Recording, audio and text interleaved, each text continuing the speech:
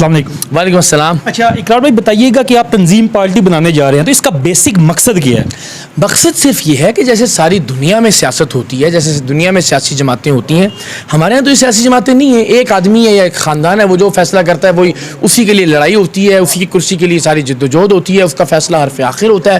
تو یہ تو بادشاہتوں میں ہوتا ہے، آمریتوں میں ہوتا ہے، ڈکٹیٹرشپ میں ہوتا ہے۔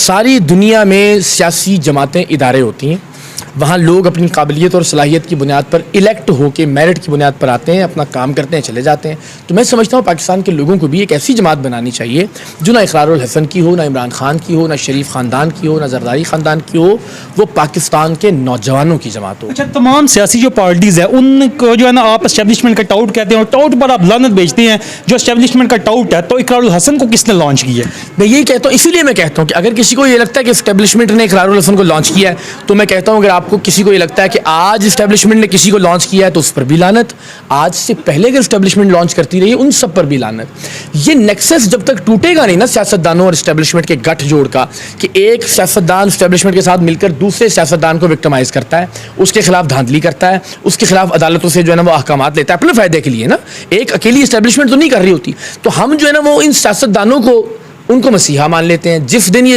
اترتا ہے کرسی سے اس دن انقلابی بن جاتا ہے۔